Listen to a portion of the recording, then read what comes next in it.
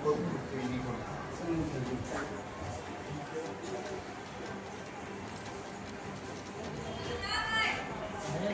नहीं आ रही। हाँ। अपनी जन्मदिन के अवसर पर रक्तदान करने के लिए पहुंचे थे, आपने भी रक्तदान किया था उनके साथ मैं तो यही कहूँगा कि वो दीपक जैन जी जो है वो पूरे दमोह ज़िले के लिए प्रेरणा है। उन्होंने 47वीं बार रक्तदान किया। आज वो उनके जन्मदिन पर अपनी पत्नी के साथ रक्तदान करने आए थे। इसके अलावा एक और मिस्टर गौरव सिंघई हैं, वो हटा से आए थे शायद, उनका भी जन्मदिन था आज, उन्होंने भी रक्तदान किया। उनके साथ में फिर मुझे लगता है कि ऐसे व्यक्ति जब रक्तदान करते हैं तो हमें भी प्रेरणा मिलती है रक्तदान करने की, तो इसीलिए मैंने उनसे प्रेरित होकर रक्तदान किया। आज हम हैं दमोह जिला अस्पताल में और आज हम बात करने वाले हैं ऐसे शख्स की जो दमोह के लिए और दमोह से बाहर के वासियों के लिए एक मिसाल बन चुके हैं। हमारे बीच में है दीपक जैन जी, जो संकल्प कर चुके हैं कि जीते जी रक्तदान और मरने के बाद देहदान, जो अपना वो स्वयं पत्र जारी हो चुका है। साथ ही साथ उनके द्वारा रक्तदान के क्षेत्र में जितना भी योगदान वो दे चुके हैं, उससे लोगों को उत्साहवर्धन मिलता जा रहा है।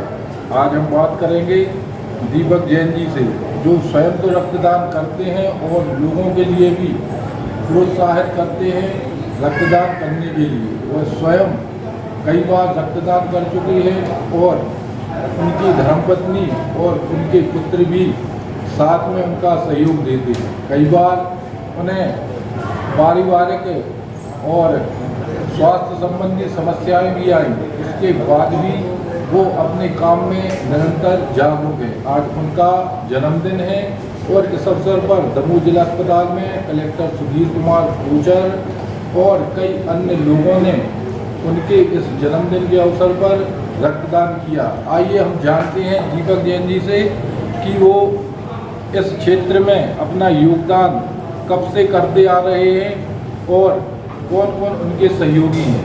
जी दीपक जी बताइए। पहले तो जन्मदिन की बहुत बहुत शुभकामनाएं, बधाई। बहुत बहुत धन्यवाद प्रधानमंत्री। जैसा कि आज मेरा 45वां जन्मदिन है, आज मेरे जीवन के 45 वर्ष पूर्ण हो गए। उसी उपलक्ष्य में आज मैंने यहाँ आकर अपनी धर्मपत्नी के साथ 47वां रक्तदान किया है।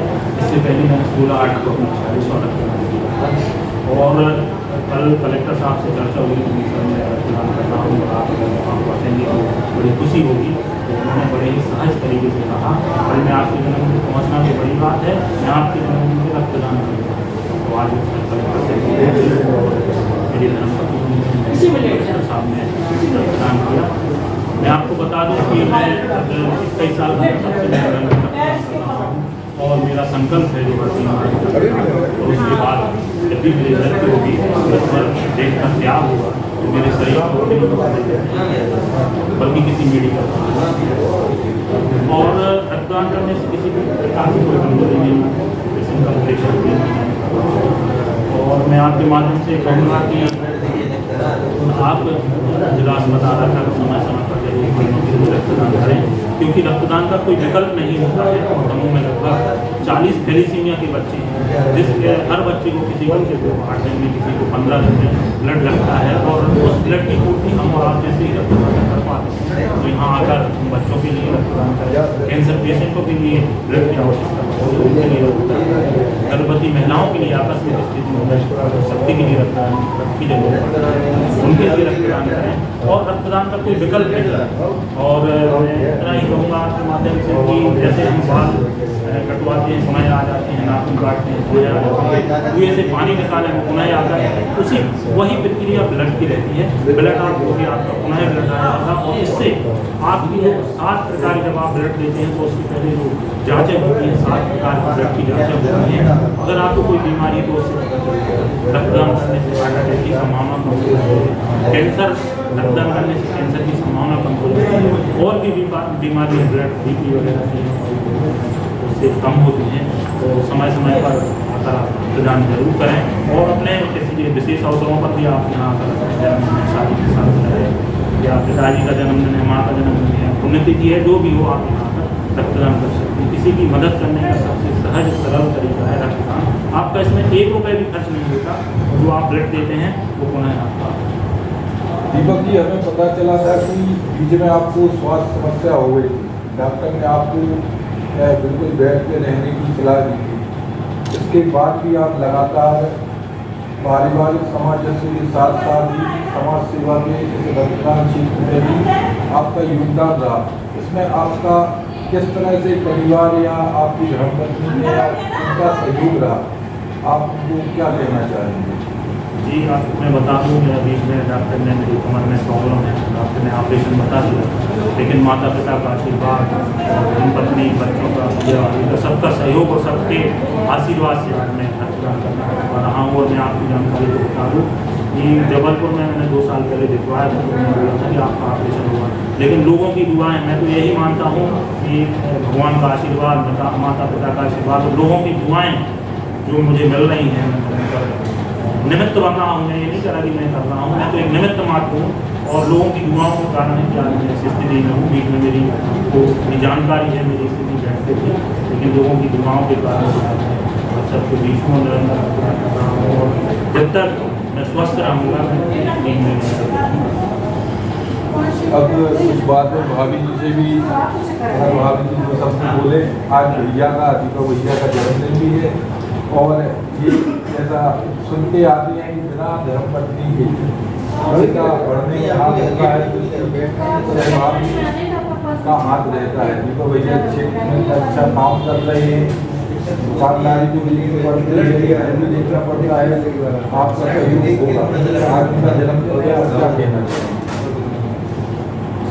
यही कहना चाहता हूँ कि अपने जन्मदिन, आपकी एनिवर्सरी या जो भी हो उस पर आप भी सब लेडीज़ की ब्लड दे सकती हैं, कोई भी प्रॉब्लम। आप कितनी बार मैं यहीं पे हूँ। आपने स्वयं भी भैया ने कोर्स किया? नहीं। चलिए, तो ये थी हमारे भाभी जी और दीपक भैया, जो लगातार रक्तदान करते आ रहे हैं और युवाओं के मातृशक्ति की प्रेरणा स्रोत है। इनका इतना योगदान रहा कि स्वयं कलेक्टर सर ने भी उनका उत्साहवर्धन किया, उनके लिए कई जगह रक्तदान के लिए बुलाया। और ये बात बता दें कि दीपक भैया को रक्तदान के क्षेत्र में दमोह में कई बार पुरस्कृत किया गया है, और दमोह के अन्य जिलों में भी उन्हें पुरस्कृत किया गया है।